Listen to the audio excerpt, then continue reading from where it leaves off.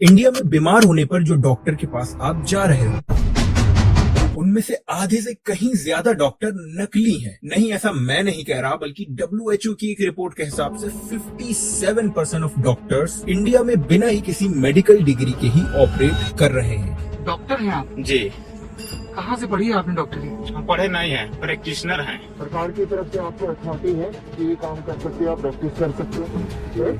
नहीं है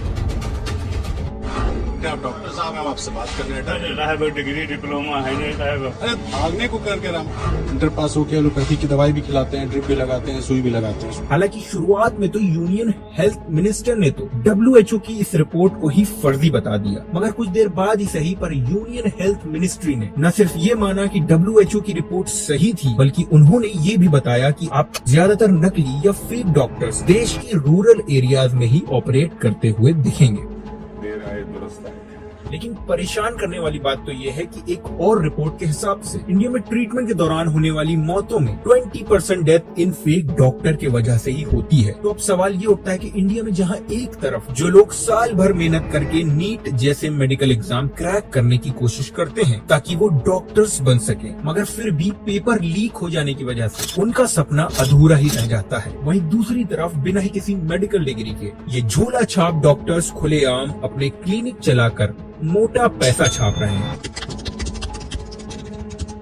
यहाँ एक तरफ इंडिया मार्स जितनी ऊंचाइयों तक पहुँच गया है, वहीं दूसरी तरफ इंडिया में आज भी कई विलेजेस ऐसे हैं जहाँ की मेडिकल फैसिलिटी इतनी खराब है कि वहाँ एक भी डॉक्टर या हॉस्पिटल तक नहीं है। जैसे कि इंडिया और पाकिस्तान के बॉर्डर पर मौजूद सुचेतगढ़ नाम का गांव, जिसमें 200 के करीब फैमिलीज रहती हैं, मगर हैरान करने वाली बात यह है कि इस गाँव में ना तो कोई हॉस्पिटल और ना ही कोई डॉक्टर मौजूद है। यहाँ तक कि गांव वालों को खांसी और जुकाम जैसी छोटी चीजों का इलाज करने के लिए 7 किलोमीटर दूर दूसरे गांव जाना पड़ता है। इसी गांव के एक व्यक्ति सरदारी लाल ये बताते हैं किस तरह उनके एक नेबर की मौत सांप के काटने की वजह से हो गई थी, क्योंकि उनके गाँव में एक भी एम्बुलेंस तक नहीं थी जो उन्हें हॉस्पिटल तक ले जा सकती। हालांकि ऐसा नहीं है कि सुचेतगढ़ ही इंडिया का एकलौता ऐसा गाँव है जिसकी हालत इतनी ज्यादा खराब है, बल्कि यूपी का सोनगढ़ और तमिलनाडु का थिरुकांडलम गांव भी जो ऊपर वाले के भरोसे ही चल रहे हैं। हालांकि इंडिया ने WHO का रिकमेंडेड डॉक्टर रेशियो साल 2018 में ही अचीव कर लिया था, मगर उसके बावजूद भी इंडिया के कई रूरल एरियाज में आज भी आपको डॉक्टर्स की कमी देखने को मिलेगी, जिनका फायदा उठाते हैं इंडिया में मौजूद ये झोला छाप डॉक्टर्स, जो बिना ही मेडिकल डिग्री की खुलेआम अपनी क्लिनिक्स चलाते दिखेंगे। हमको ऐसी था कि नहीं डॉक्टर बनना है,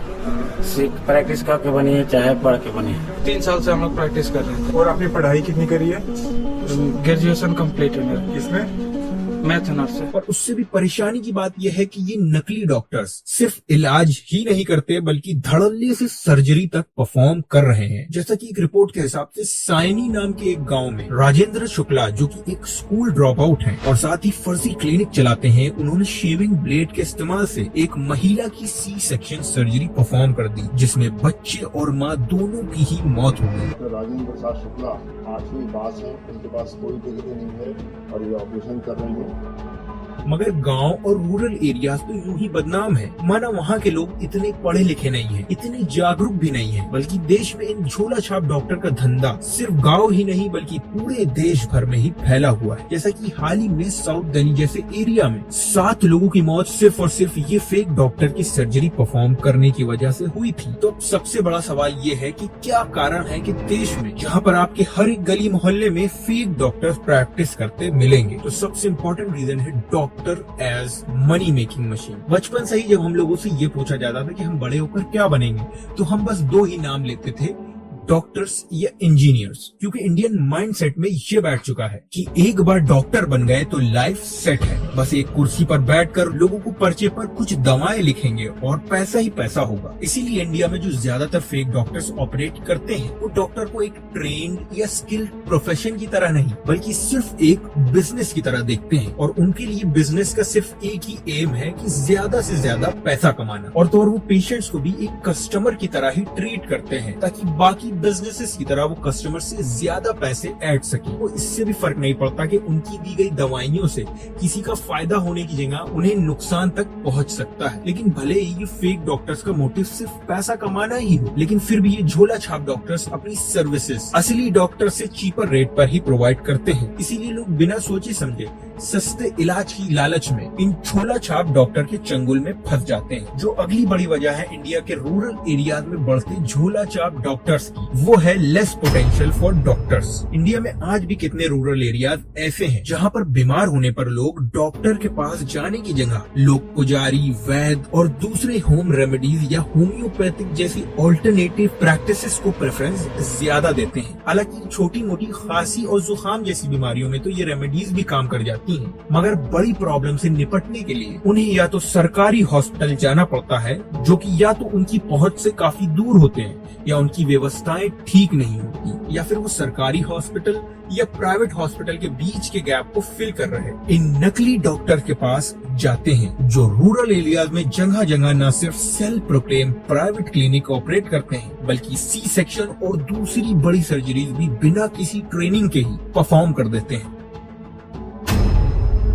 इंडिया में हेल्थ डिपार्टमेंट की नेग्लिजेंस और कोई रेगुलेशन न होने की वजह से हालत ये हो चुकी है कि अब तो फेक डॉक्टर्स की सक्सेस को देखते हुए ज्यादा से ज्यादा लोग अब इस बिजनेस में उतर रहे हैं। लेकिन ऐसा भी नहीं है कि फर्जी डॉक्टर के बिजनेस में उतरने वाले लोगों का इस फील्ड में एक्सपीरियंस नहीं होता, बल्कि ज्यादातर झोला छाप क्लिनिक चलाने वाले ये फर्जी डॉक्टर्स या तो असली डॉक्टर्स के कंपाउंडर्स रह चुके होते हैं, या फिर किसी न किसी और तरह से असली डॉक्टर से सीख कर अपनी प्राइवेट प्रैक्टिस करने लगते हैं। Doctors' assistants who after some years experience return to their villages and set up shop.